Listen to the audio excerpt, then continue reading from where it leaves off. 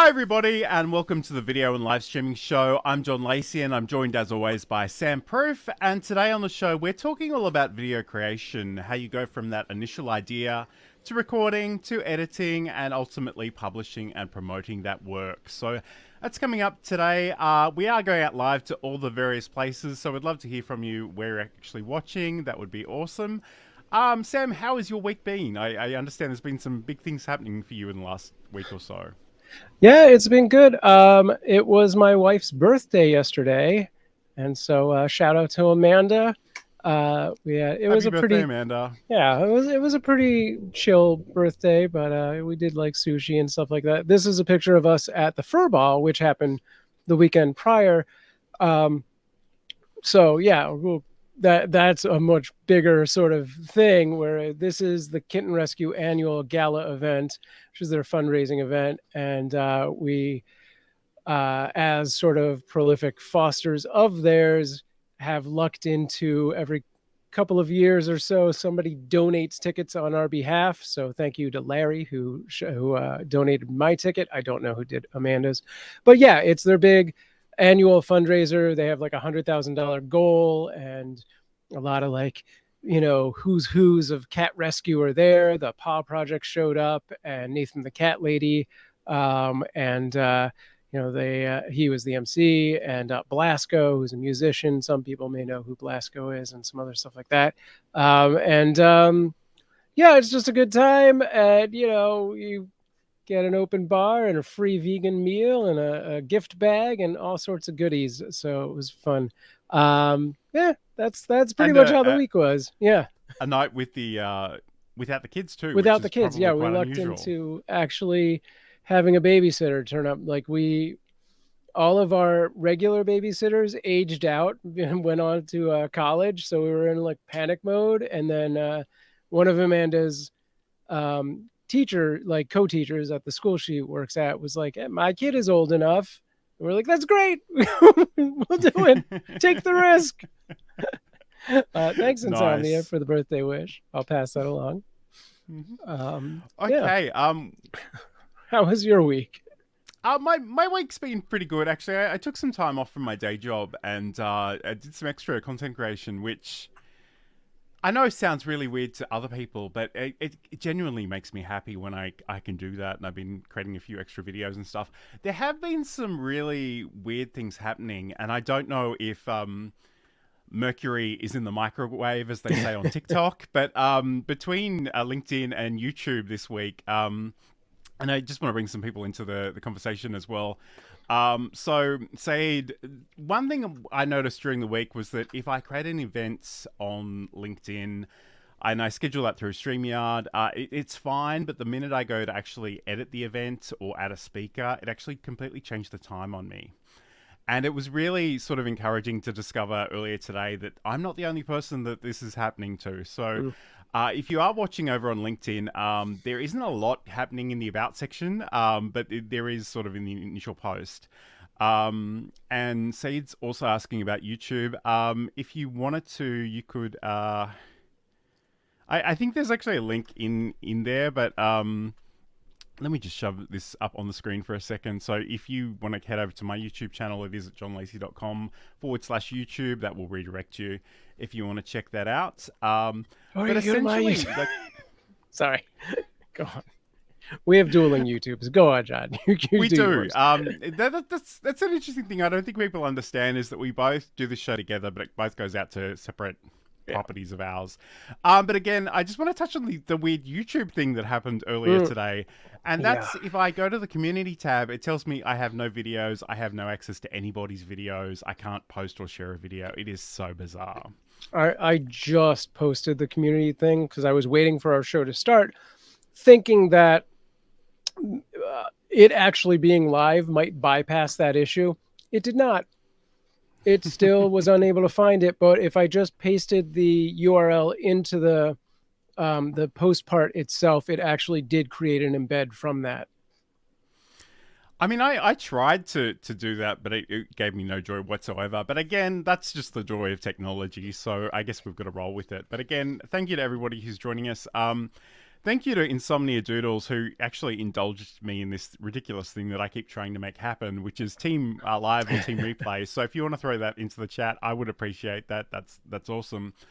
But today we're talking all about actually creating videos. And I know there are a lot of steps with this, and it can be quite overwhelming for a lot of people, especially when they're starting out. We want to sort of break this down into 4 basic categories. And again, we won't give you all the answers. We're just going to give you some things that you might want to think about and things that have worked well for us today. But again, it would be great to hear from people in the chat if you are, if you do make videos or if you do live stream, let us know about what you're doing. We'd love to hear that. But I guess first of all, Sam, like when it comes to the ideation of this, like I think it's worthwhile sort of reflecting on what is the goal of the video.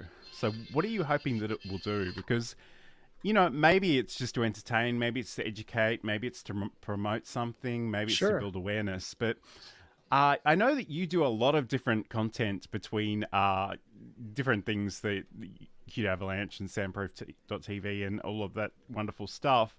How do you sort of think about, you know, when it comes to what is my video actually going to do? How will I know it's successful? How do you think about that? Sure. I mean, I think, you know, everything's different. Every niche is like, you know, a different category of what you're going to do. And you have to make sort of a choice between how specific do I want to get in this particular thing, or how broad do I want to keep it? How, you know, current event versus, you know, evergreen, that kind of stuff. There's a lot of things to really take into account. But I think when you're initially trying to figure out, like, you know, what video to make, if you've got a community, even if it's one other person, that's your sounding board. Like whatever questions they have, that's the video to make. The person who's going to show up to watch, you're making videos for them. And if you don't have that person, figure out who those people are, right? Be like, I'm doing cat videos. It's people who probably don't have cats of their own. Maybe they do, but probably they don't. And what video can I make for them? Yeah, so I think that's the starting point, is really just seeing who you have in your community or creating a facsimile of that community. Absolutely, and I think, yeah, and again, for the benefit of anyone that doesn't know, like Sam and his wife Amanda, who we saw earlier, they are involved in cuteavalanche.com, which is all about sort of fostering kittens and also sharing that work via video and live streaming. And I think it's a great example because potentially you have people in that audience that have their own cats, and you know they want to hear more about caring for their cats, and that's certainly something that happens in your podcast, Just Kidding Around. But also definitely those people that would like cats but can't have them because maybe they're in a tiny apartment or maybe they're allergic, but they just want to see the cuteness. So Saeed is saying that I try to create videos, mostly short clips for LinkedIn. DaVinci Resolve is my go-to tool for editing. DaVinci Resolve is a great program. Like it's bizarre to me that it is literally free. The only thing I would say is there is a bit of a learning curve there. So you do need to invest some time, but I think it's probably definitely worth doing so. Just a big shout out to some of the people joining us in the chat today. So Michelle J. Raymond is saying g'day because she's in Sydney nearby. Jamie, also on LinkedIn, is saying that LinkedIn is really glitchy today. Hello, guys. So again, it seems to be, you know, I keep joking about Mercury being in the microwave, but there seems to be something happening this week. And Insomnia Doodles wrote, Team Live is the best. I'd like to see someone try to argue otherwise. Well, they would be very slow about it. Yes. Anyway. Although some people do that, and Ender Gaming actually often sort of drops in after the event and says hi, which we appreciate that. You know, we realize that's the thing about live. You're not always in a position to join us, but you know it's worth checking out. So, I guess getting back to the ideation. So you know, we've spoken a little bit about the goals and the audience, but I think you know it's worthwhile thinking about the kind of video that you're creating. And whether it's long form content, whether it's short form content, even you know, getting back to some of those aspects, like is it entertaining? Are you trying to impart some wisdom or some knowledge there? And think about you know what you actually need to do, because if you know what those goals are ahead of time, you can really plan towards it.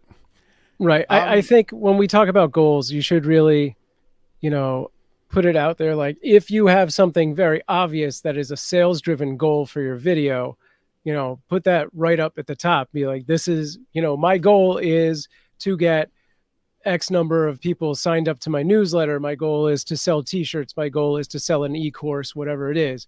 Then that's the goal. And then you take that to, create ideas for your community that funnel to that sale. Absolutely. And again, it'd be great to actually get Michelle onto this show at some point, Sure. because she talks about social selling a lot, and you do need to actually make that ask if you are trying to sell a good or service. It may not be every piece of content that you put out there, but it's certainly worthwhile doing that. Although it's not uncommon for people to go, I don't know what to talk about. I Sure. had no idea where to start. And again, if you are sort of using video to showcase your own expertise, there's a good chance you'll know a lot about a particular topic. And sometimes I think there is that danger that maybe you know a little bit too much. Maybe you go too deep and too thorough too early, and maybe your audience isn't ready for that. So again, it's worthwhile checking in with the audience, but I just want to talk about a few tools that can be quite useful in terms of planning your content and Mhm. also just seeing what people are actually asking about. So first of all, we've got this one here, which is Answer the Public.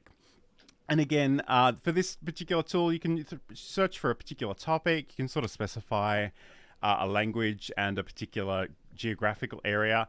And essentially, this will give you information about what people are searching for in relation to that topic. It also does give you some cost per click information. So if you are trying to optimize for specific SEO terms or do some paid advertising, that's there as well. This actually does have a free plan, and so does the next one I'll show you in a second. And you can do sort of 3 searches a day. So the other one, which I've only just discovered this week, but it's kind of nifty. So this is called Also Asked, and it does a very similar thing, but it's very much focused around specific questions. And in this example, and I'll just zoom in a little bit so you can see this more clearly. I've sort of mentioned OBS Studio because it's something I talk about from time to time. And it's sort of gives me 4 basic questions and then some additional questions off those as well. So is OBS Studio really free? What's OBS Studio used for? Is it good or bad? Do streamers use OBS Studio? So these are a couple of places that you can start. And again, they both have free options to get started. And I think both of them actually give you sort of 3 free searches, if you know what I mean, per day.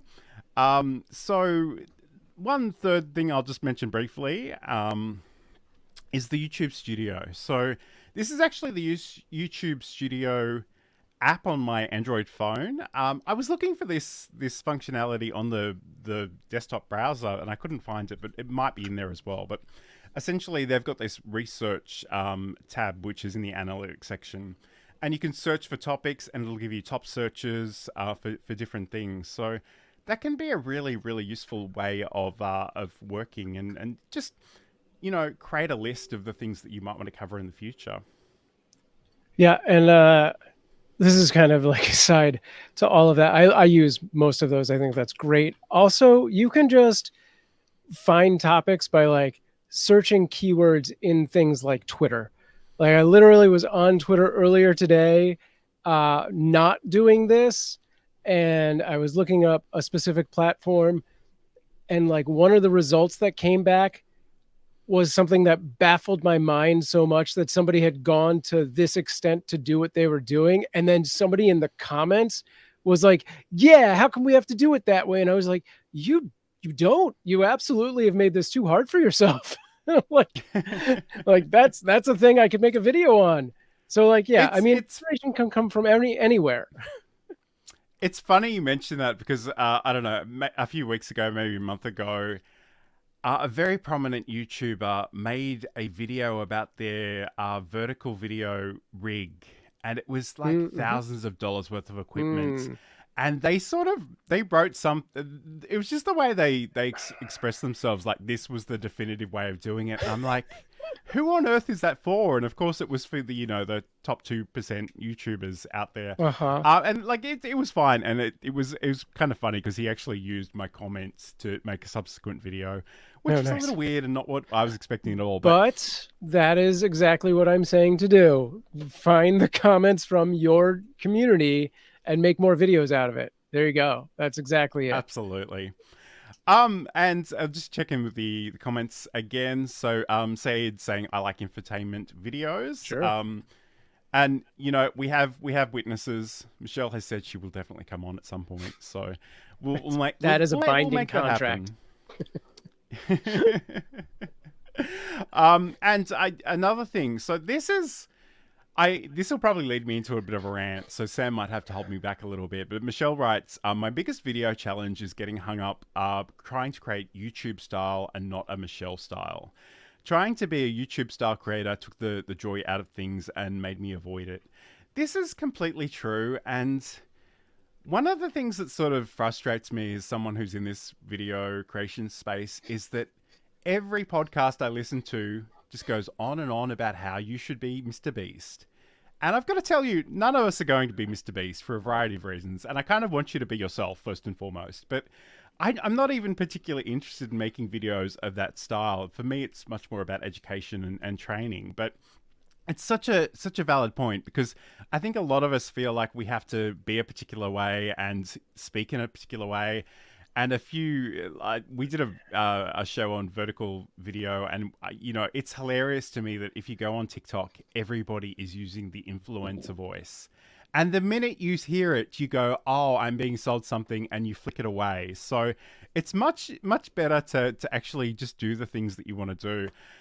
Ah, Yeah, and again, go ahead, Sam. I would just say if you ever get to a point where you're not having fun doing the thing you're doing, stop doing it. Like, what's the point? I just watched there was this TikTok video about affiliate sales, and this girl was saying how lady, I'm sorry, was saying how she spent like 6 months building out this travel blog website for to drive affiliate sales, and she hated it. And I was like, yeah, you absolutely stop doing that. Like, if you're not first and foremost like waking up every day and being like, oh, I can't wait to do this thing today. Like, I'm like, oh, it's Friday, I can't wait to friggin' see John and do this show that we do. Yeah, stop doing it. Don't do that. Do something else. And that's the thing I like to tell people is unless you've got a sponsor or a boss telling you have to do Sure. something, then, within legal and moral considerations, you can pretty much do what you like. No, even if this is your full-time job, yes, there are other things to be considered. But even if it is your full-time job, I'm sure there's ways you can change it. If that is really something that you dread doing, I think maybe you need to take a look around. Absolutely. And saying videos of dancing to K-pop for no reason always work. If you're a good dancer, but the other thing we say about that is, unless you want to be known for dancing, Right. because that's the thing, you See, might get I really would hate famous for this. dancing and never want to do that ever again. No. I actually, case in point, I played a pretty popular character on a TV show that had a very small dancing thing. So when I first got onto TikTok, I was like, well, this makes sense because he danced and there's dancing. I did like 3 videos and I was like, I don't want to do that again. I'm not into it. Absolutely. Big hello to my good personal friend Angelina Davis, who writes, I would also argue that YouTubers are objectively annoying. So definitely be yourself, lol. We love to see it. And Michelle's saying that now she makes videos her way and people Excellent. absolutely love them. Great. Yeah, and I think that comes through. I think when you're actually having fun, like, that shows way more, and like people are way more into it. And I love all the chat. It's so good to see. Saying, I think if you want to start out with videos, you should create something that you are passionate and confident about. Mm-hmm. The first ones will be crappy, no matter what you do. Oh no, I disagree. The first 100 will be crappy. The thing is, I think to some extent we all have some kind of perfectionism happening. in the content creation world. So like everything you did 10 videos ago is like the worst video you ever made. And like all you can ever do is try to make something bigger and better next time. Absolutely. It's funny. I sort of teased during the week that this would be the point at which Sam would say something about AI, but we're actually running a little bit behind time. So if you can say something quickly about AI for idea generation, that would be awesome. Yeah, no, if for some reason you've taken all of our advice and you're like, I want to make a video this week and the well has run dry. I've talked about every single thing I could possibly think to talk about. I don't know what to talk about anymore. AI. Go, just go. There's a bunch of AIs. You can use ChatGPT, you use a bunch of other stuff. I'm going to drop an affiliate link. This is Go Charlie, which I like. It does a lot of other things. But yeah, you can use that and it'll help you create ideas. You can even, with Go Charlie, the reason I like it is I can attach a file. So I can be like, here's a bunch of things I've done, or here's my answer the public. What can I do? And like, give me 10 new ideas. There you go. Absolutely. And the reason why I joke about Sam doing that is because I hate AI and I don't touch it with a barge pole. So you do you, but yeah, you can certainly check that out if you like. We'll be back in just a second. We are constantly training our cats every interaction that we have with them. Mm-hmm. So when Johan would get on my counter before, this is 10 years ago, before I was the cat expert that I am now, Johan would jump on the counter. What was the first thing I did? I'd say his name, Johan. He loves that. That's a reward for him. He said, you just said my name. I would go over to him and I'd talk to him and be like, you can't be on the counter. Johan loves when I talk to him. Ding, that's another reward for Johan. I'd pick him up and put him on the ground, but I didn't want him to think I was mad at him. So when I'd pick him up very nicely and kiss him on the head and say, I love you, but you can't be here. I'd put him on the ground. I had just done 3 things that rewarded him for being on the counter. So I was encouraging him to continue doing that. And that's a segment from Sam's podcast, Just Kidding Around, which you can find out more about over at cuteavalanche.com. Yep. So this is the video and live streaming show. We're talking all about creating videos this week, from the initial idea to actually publishing and promoting it. And there's a whole lot happening in the chat, so I just want to check in briefly with that before we go too much further. Okay, cool. So we'll just do this really, really briefly. So I just want to say hi to Lily White, who's a YouTuber from way back. Wow, it's great to have your company. Hey, and Ender Trading, who, funnily enough, we actually I mentioned like earlier in the show, so you'll have to go back and listen to that. So thanks for joining us. But let's get back into our content for today. So once we've actually got our ideas and we have a good sense of where we might be going, I think it's really important to think about how you will be recording, how you'll be assembling your content. And I guess, often the first place I like to think about this, Sam, is that, what are you recording to? Are you using a camera? Are you using a point and click thing, a DSLR, even just your phone, some sort of web camera? What sort of things do you think we need to think about in terms of sort of establishing what gear we're going to be using? Yeah, I mean, I think a lot of this is, what is the final product have to look like? What is our goal? Like if we're looking to create VOD format, then you want to be shooting, 16:9, maybe a DSLR is the way to go, but maybe for whatever reason, a smartphone is going to be the move for you. And I think a lot of those are personal choices, assuming that nobody's dropping money on this being like, I want this to be in 4K and giving you a bunch of variables. You have to make these sort of choices for yourself. Like if you're working with a brand or a sponsor, then a lot of times they will come at you with like, we want this, this, and this. And at least you have that boilerplate of like, okay, I have to fill in, the blanks on a few things, but these are set for me, which is great, which is kind of why I like to have someone in charge of me.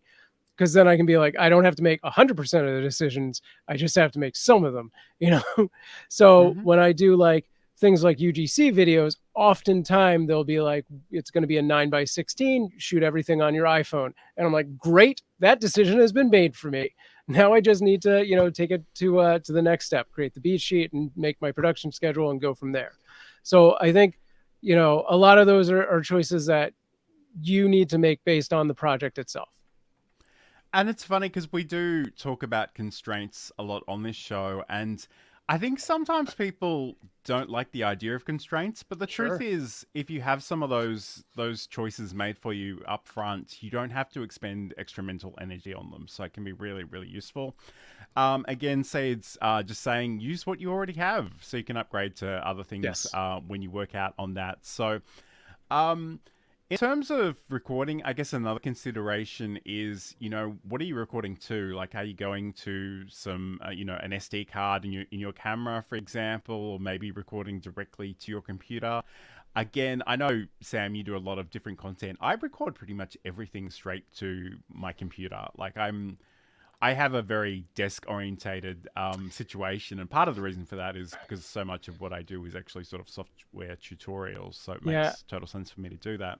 I actually have like 3 or 4 different production routines based on what I'm filming. So when we're doing something like this, we're shooting live. Everything is set up in my studio. I don't move any of this stuff around. We record locally, we record individual tracks and this entire thing here.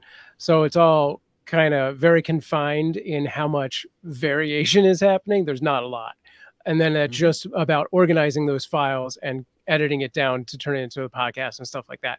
When I do something like a UGC video for a client, I'm like 100%, 98% of the time shooting just on my phone. And that's going to end up getting edited in CapCut. So I have like a whole transfer process of getting from my phone to CapCut, either through my Mac or my PC, depending on where I am at the time. So there's a little bit of, variation on that workflow.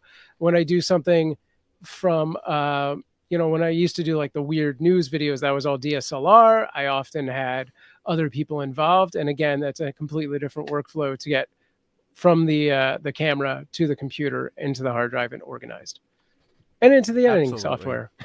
Yeah. Yeah. And it's interesting because I think, like, if some people saw the links and the sheer number of things I combine just to make the short clips of this show, like, it probably is overkill. Like, I'm probably just doing Sure. too much. Like, I've got my original footage out straight out of the camera. I've got audio from the Rodecaster Pro. But again, you just need to figure out what works for you. So, Yeah.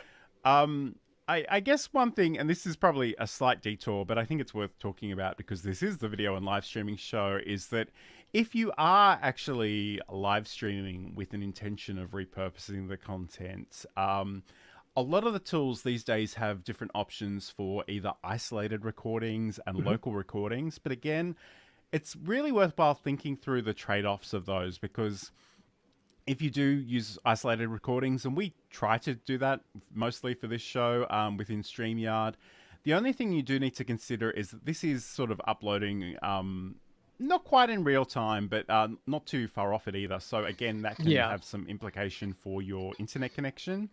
Also, if you are using the sort of the version that's being recorded in the cloud, it may not be the quality, it may not be as in sync as something that's locally recorded on your personal computer.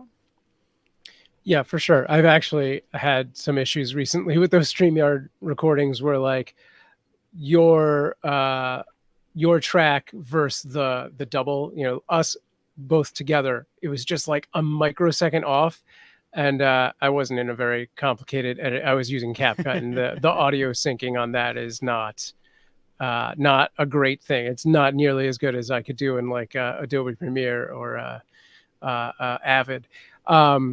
So yeah, it was enough. It wasn't noticeable enough that if I just muted your track, that didn't seem like it was synced enough. Like it didn't look bad, but there I could hear it for sure. So that is definitely a thing that happens. And when you're doing stuff with let's call it a cloud-based recording like this, you can run into a problem where that issue will get worse the longer that goes on. So if you're both, if you have a situation where you have a guest and a host and you're both recording locally, you should not run into that kind of problem. And I guess, like, I do feel compelled to note that the local recordings, the isolated, well, yeah, I guess they're probably isolated recordings, that feature in both Restream and StreamYard is technically still in beta. So, Yeah. take that with a grain of salt. But, if you can capture these things, it's probably worthwhile to do so and just make a call about how you'll use them later on. Michelle's just noting that she's had some issues with local recordings too, and I know that she uses StreamYard. But it's just these are good things to keep in mind. But I guess if you are recording sort of a VOD, a video on demand, traditional sort of YouTube video, I think it's really important to think about what are the key moments that you actually want to capture, and also what are the supporting moments. So maybe what is the B-roll footage that you want to look for. And I think this is the point at which it can become really useful to have some sort of plan or a script or a storyboard, depending on, how elaborate what you're doing actually is. And I should, Sam, you've recently made some videos about I'm guessing a local to you coffee brand, where you played a number of different characters within a skit. So maybe can you talk to us a little bit about how you actually made sure that you had everything you needed and you set up those scenes so you were good to go when you came to edit?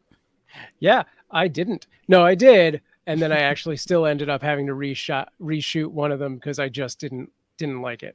But yeah, like I've talked about this a lot in the past. Like when you're doing anything that's more complicated than go live and then cut it up later, like script out as much as you possibly can and then go through that script, and you're going to give it the Hollywood treatment of finding everything that is in a specific location, and then everything that's going to be shot at a specific shot. So like a close-up or a medium shot. I want to get all of those things.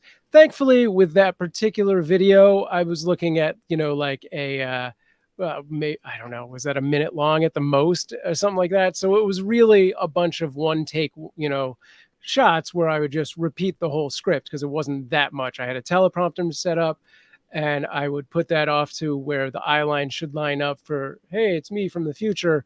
So I could just do it that way. But yeah, you want to shoot all of the things to, you're not going to go back and forth and be like, okay, here's the first line of me over here dressed up in the future. And then I talk to this guy. So now I have to go do that. You're shooting all of those things at once, all of the Sam from the present close-ups shot in one shot.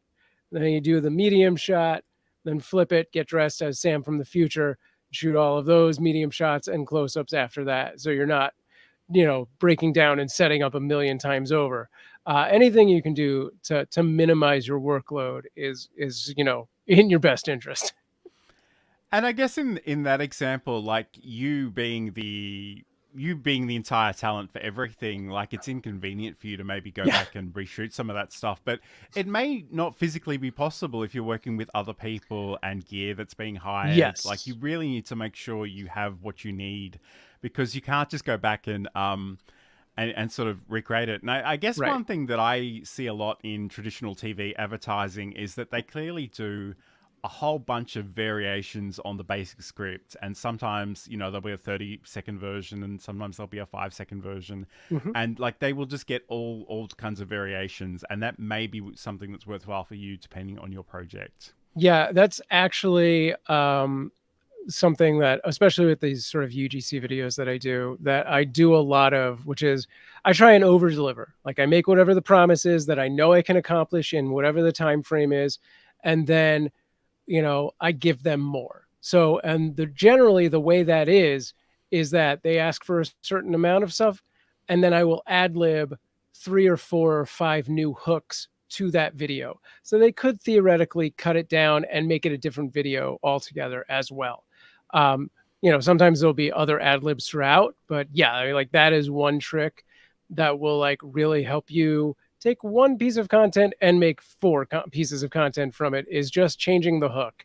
And I feel like I keep using this as an example, but it scares the hell out of me. Like you just hear these stories about people having all the talent, all the camera crew, everybody there, and it turns out that the batteries in the wireless mics weren't working that day, and it's like, maybe you can overdub something there, but it's just so painful. So again, it's worth making sure you've got all your ducks in a row.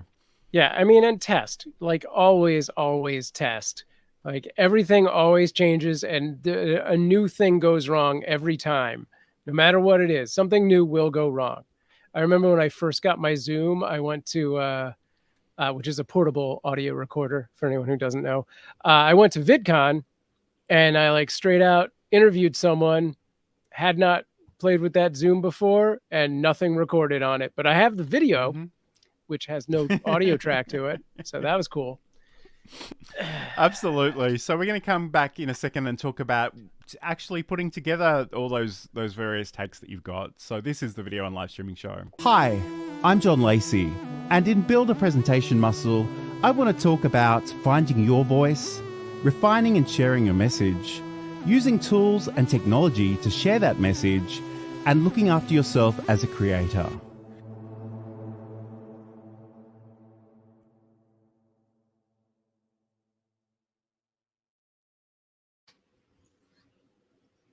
That's a bit of a plug for my podcast, Build a Presentation Muscle, which you can learn more about over at johnlacey.com. But today on the show, we're talking all about creating a video from that initial idea all the way to actually publishing and promoting it. And let me just switch to our new tab because I forgot to do that in all the excitement. So we're going to go to the Edit tab right now. So let's talk about actually putting things together. And I guess the first thing that's probably worth knowing is how are you going to edit? Like what editing tool are you going to use? And, we already heard some love for DaVinci Resolve in the chat. There are all kinds of things out there. And to be really honest with you, I don't think it matters too much which one you use as long as you know how to use it well. And one of the things that I see a lot is, there's all kinds of marketing and the fear of missing out is being promoted. But I just feel like you lose so much if you spend your whole life jumping from tool to tool because you'll never get the muscle memory, the experience to use those properly. But we're going to talk about one in specific, well, probably a couple in a moment. But I guess, Sam, like, what do you think people need to know when they first approach an editing tool? I mean, I think before you even get into the tool, be organized about your files.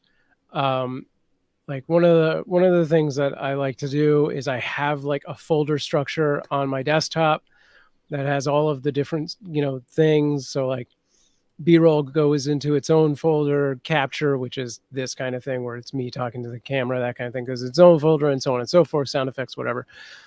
And then follow that structure inside your editing software. Almost every software I know will allow you to replicate some sort of folder structure. And then you do like sort of rounds of edits. I like to do like what I call my assistant at my AE edit, which is your draft. You just kind of get broad strokes of like, here's big chunks of, I know I have all of the pieces I need. And then you can start to finesse. And at some point, I usually grab a music track so I can start to make those finesses even more tight to a specific soundtrack, which will give it a little more of whatever emotion I'm trying to drive at that point. And then once I've got all of the cutting down, you can go in to do things like your auto captions, either way, depending on what you're doing, and adding any kind of like effects and transitions and graphics on top of that. Absolutely. And I guess, before we even get to the editing software, one thing you may need to consider is like, are you actually collecting assets from other people? And that could be other video, that could be audio, that could be music, that could be images. And like how you actually plan to do that. And obviously we have some great tools out there in the form of Google Drive and Microsoft OneDrive, and I'm forgetting one of them, Dropbox is another famous option that you can certainly use. But I guess one of the things, and speaking of specific video editors, one of the cool things about CapCut, and CapCut is a free video, well, mostly free, there is a premium option there. But it's basically free. It's cross-platform. You can use it on Apple, Windows, on your mobile device as well. And one of the really nifty things about this is that they have what they call CapCut spaces. So Yeah. you can essentially create a workspace that you can share with other CapCut users, and they can make changes to that. It's funny, we did it when we did an entire show on CapCut. They literally just released this feature earlier that morning. And it's been really handy for us because I know a little while ago, Sam was making a demonstration video on something, and it just picked up the wrong microphone, which is such a thing that happens to all of us all the time.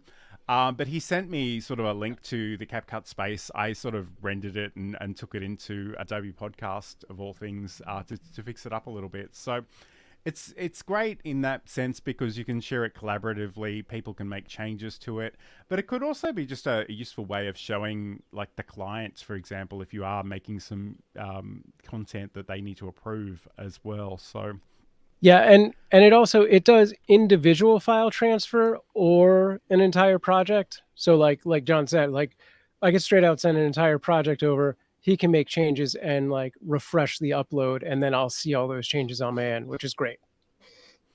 yeah, absolutely.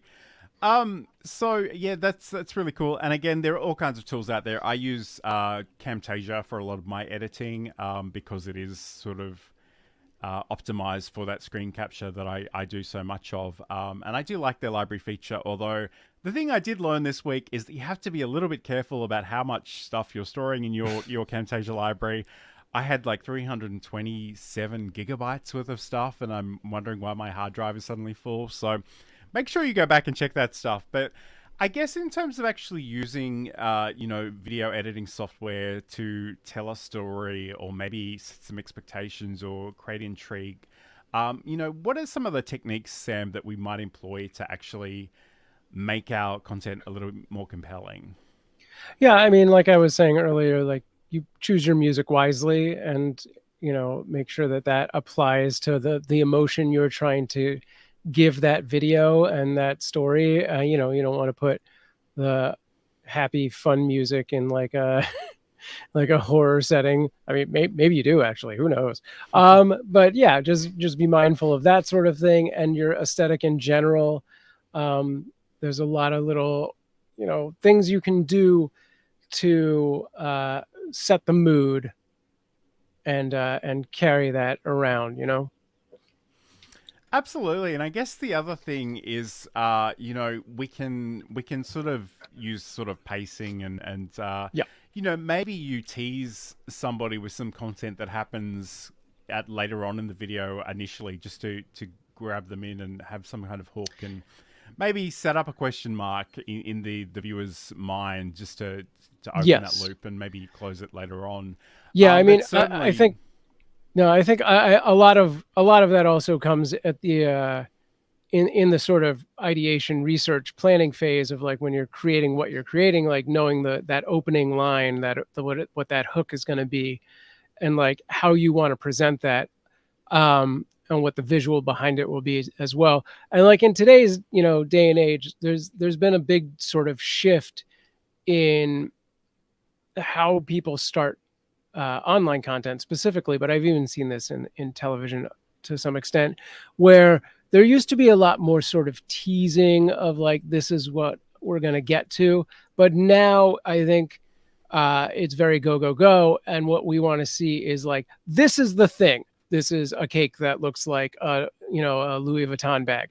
And then how did we get there? Here is the problem. And now how do we fix it? And I guess especially on a lot of the vertical short form platforms, like you are For sure. just being served up random things, and you kind of have to sell whatever you're trying to do in the first 1 or 2 seconds, really. Oh, yeah. So, it may be a different edit for that as opposed to maybe a more traditional video on demand on YouTube or what have you. So it's a great way of doing that. I guess, especially as we head towards spooky season, things like creating that atmosphere with the sound effects and the music, maybe even thinking about the coloring of your or the color correction of your video as well. A lot of sort of dark and ominous things potentially happening out there as well. So those are certainly great things. But I guess the other thing that is probably worthwhile thinking about in terms of actual editing is, you know, what are the repurposing options? So again, we sort of already mentioned that maybe if you are on a recording day, maybe you do want to have a few different variations on the theme. But I guess obviously we can convert between vertical video and horizontal video. We can have shorter segments and longer segments. Is there anything that you think we should keep in mind in that regard, Sam? Yeah, I mean, time-wise, keep in mind that, you know, anything over a minute is really not, especially on YouTube, it's no longer considered a short. It just shows up as a VOD. Take this with a grain of salt because this was another creator who did his own sort of study on this, but the ideal times for vertical video are 13 seconds or 60 seconds. So those are the ones that performed best. And again, yeah, you want to set up a very strong hook, and then you want to deliver on that. You don't want to dilly-dally with like playing around and stuff. Like, you have to really start to deliver on whatever you're promising for that video immediately. I had another point, and then I dilly-dallied and I lost my own point. Maybe it'll come back to you. Yeah. I just wanted to note that Lily in the chat is mentioning video thumbnails, and we're going to talk about those when we come back in just a moment. If you've been watching us for a while, or this is your first time and you're thinking, Sam, John, this is great stuff, but I'm wearing a lot of hats already and I don't need to add this to my list of things that I'm doing, but I really want to live stream, I've got you covered. I've been a freelance technical director and stream operator for 20 years, and I can help you either with one-on-one counseling, setups of shows, or even run your whole show for you. Get in touch with me, samproof@gmail.com, or find out more at samproof.tv. I know that guy. I was just thinking you look different. I couldn't quite figure out what it was, but I think it was the lack of headphones. But yes, no, my if hair you are was looking down. for a live stream producer, Sam can really help you out in that regard. So reach out to him in all the various places. But let's talk about actually promoting our content, because it's one thing to create your video, but like if no one ever gets a chance to see it, like what is the point? So I guess the first thing I would probably encourage people to think about is like, where is your video going to actually live? Where is it going to reside? Is it just going to be in one place and you potentially send all the people to that destination? Or do you maybe share it on different social media platforms more natively? And I guess there are a few different considerations in terms of that. And it probably comes back to the video goals, but probably also your personal goals or your business goals as well. So, Sam, how do you think that we should think about that? Because I know it's been a bit of a running gag on this show ever since we started that we say, don't be everywhere all at once. Right. And then I come back and say, yeah, but if you got the video, just upload it and see what happens. Yeah, so I mean, that's the thing is like, it's a balance between how much free time do you have and can you make it work on that whatever site it's going on to.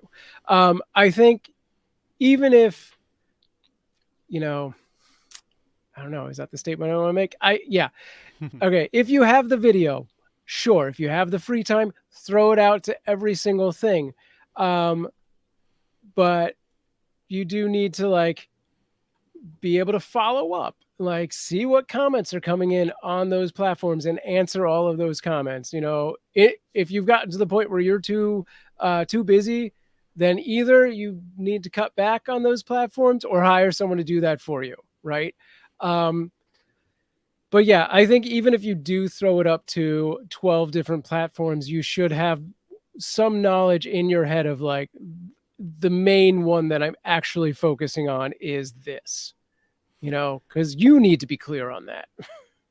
Absolutely. And I guess like for me, I'm trying to prioritize sort of LinkedIn and YouTube over all else. But I do share a lot of content on Twitter and all the millions of Twitter clones that are out there, Sure. and Instagram and Facebook and different places. But again, in some ways my goal is to keep people on LinkedIn, but if they're not on LinkedIn, my goal is to push them to YouTube. So again, and a lot of that comes back to I want to get to 1,000 subscribers one day and unlock all those features. I think I'm at 79 right now, so it's probably a little way off, but But if you do know that those are your strategic goals, you can sort of build towards them in that fashion. So it's definitely worth sort of having a sense of that and working on where you're actually headed. And Lily mentioned earlier in the chat the thumbnails are important. And I guess that's the next point that I want to make, is that your video project isn't just a single video file. It's a lot more than that. It sort of includes things like the thumbnail, your title, your description, any captioning resources, any text that you write about the video, whether that is part of maybe a YouTube description, whether that's maybe social media messages. It's really worthwhile sort of collecting all this stuff and keeping it in a central location that you can find again, because I guess the other thing too is you might want to repost this content at another time down the track. Like, if some social media platforms are quite ephemeral, they'll show your stuff for a day or two, and people will really need to go looking for it again. So, are there any other things that you think we should think about in terms of a video package?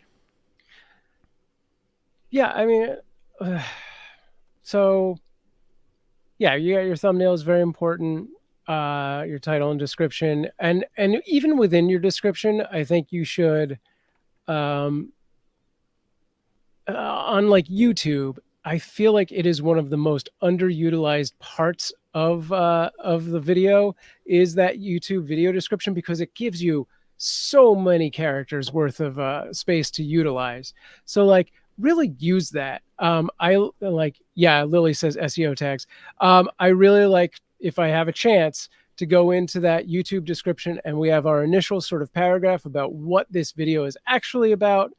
And then I'll go in and add like a bunch of, these are questions from either Answer the Public or something like that. And here are the answers, as I would say in this video, so that, it kind of picks up those things in SEO. And then after all of that, I'll do a sort of boilerplate chunk that is about me. And then you have 3 hashtags that you can put into a YouTube video. So definitely use those. If you use more than that, it just kind of ignores them as far as being clickable.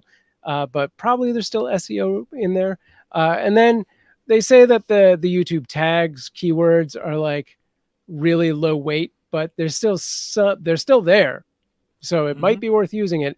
And if you're doing regular niche content, you can create through what do I use? TubeBuddy. You can create sort of like a clipboard block of like standard keywords that you'll use, like live stream, YouTube, Twitch, whatever it is, and it just puts all those in at the click of a button for you.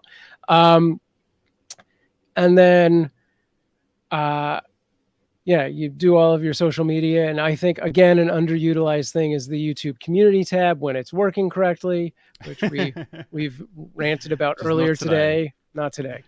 And yeah, like if you've got a newsletter, use that newsletter and either post links or embed your video into that. I don't know how much that affects those sort of spam filters that are out there, so be cautious. But yeah, I think there's just so much you can do. So the biggest advice I would give on any of this is to create a master doc that says, these are the things I'm going to do whenever I do content. And then you can create like a Trello for your workflow, and then sort of make checklists and columns for that project to go through, which I just did one for this show, and it's intense.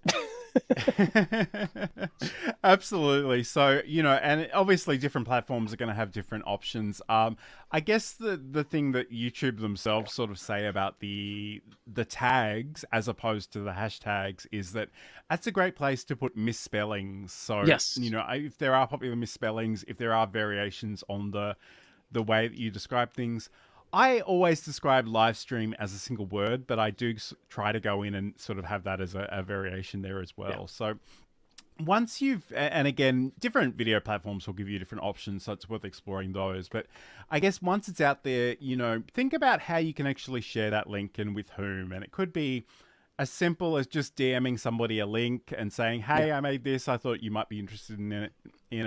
It could be adding something to your email signature. It could be sharing it on social media. again, I think the thing I know about most content creators is they can be really self-conscious about sharing things. So I really want to encourage you to get over that, because the social media algorithms are so fickle. People aren't going to see stuff unless you keep bringing it to their attention. Yeah. And then often you can, if you're tired of just saying, here's my video and here's a link, think about the subject matter. Yeah, think about the subject matter. Think about, some part of it you can actually call out. Yeah. Answer a question, solve a problem, give a fact or a tidbit, and then put the video on there. I think, I can't remember what Jeff's last name is, but I think one of my favorite things is on Twitter, and I believe you follow Jeff as well. Jeff is a YouTube expert, and he will do that. He will do a post that is like, here's a problem and a solution, and he doesn't promote anything in that initial post, but he replies to himself with, if you found this useful, head over to my website, and there, blah, blah, blah, blah. And I think that's great. So like anything you can do that is not in itself spammy on the surface, and then you give a little, anyway. But that also reminds me, I like to go in when possible on a live stream or a YouTube video, add a pinned comment, so that you have something at the top that everyone can see right away. And that should have some sort of question or call to action in it as well. And I guess the other thing, and maybe we need to just do another show on YouTube, but again, if you do, you can use those related video cards. You can use the end titles. There are all kinds of things that you can explore. And obviously there are a million social media platforms out there. In some new doodles writes, Blue Sky is slowly getting bigger. It's funny. I've been on there a while, and you get given invite codes from time to time, and some weeks I haven't been able to give them away, and other times I have 50 people banging on my door to try and get access. And Lily is just saying that she shares on IG and X, although I refuse to call it X, but you know what I mean. Too. Twitter. I need to get more into just shorts to share on TikTok and make shorts of full videos here. Yeah, those are definitely worth exploring. Yeah, and we've done an entire show about vertical videos pretty recently, so you can check that out in our archives. For that, I would say, the thing with vertical videos, obviously, I don't know if this is obvious, but a lot of those trends start on TikTok, then kind of move over to Instagram, and then find their way to YouTube. So there's like this trickle down trend thing happening. But yeah, I think it's great. And I've basically seen the same numbers on all three of those platforms. Plus I do a few others, which are disappointingly 10x whenever I do a VOD right now. But at the same time, I'm like, that took me a minute to make and it got 300 views. I'm okay with that. Yeah. And, there are so many considerations, and we don't have time for me to get on my soapbox today, so just go and check out that video in the archives. But thank you so much for joining us. There's been so much happening in the chat today. We really love to see it. But Sam, as we begin to wrap up, where can people find out more about you and see your content and all that good stuff? Yeah, you can find me over at samproof.tv, and all of my social links are in the top left there, pretty much prioritized in order of how much I use them. So you can find me on all of those platforms, or hire me for jobs. And if you like cats, head over to cuteavalanche.com and find one of our 2 different 24/7 kitten cams. Back to John. Yes, so if you need some more cuteness in your life, that's a great place to start. If you want to learn more about me and anything that I'm doing and all the OBS studio tutorials and stuff, you can head over to johnlacey.com, and there are links to all the various places at the bottom, actually in the footer of that website. So thank you to everybody for joining us today. It's been great to have your company. Really enjoyed the conversation in the chat. If there are particular topics you'd like us to cover in the future, please let us know wherever you're watching this, and we'll certainly love to explore those. And I need to remember to do this, because when I tell people to do this, they often actually do it. Like and subscribe to wherever you may be watching this. We do go out to literally all of the places. So, stay in touch. All right. So have a great weekend and a great week, and we'll talk to you again soon. Stay strong.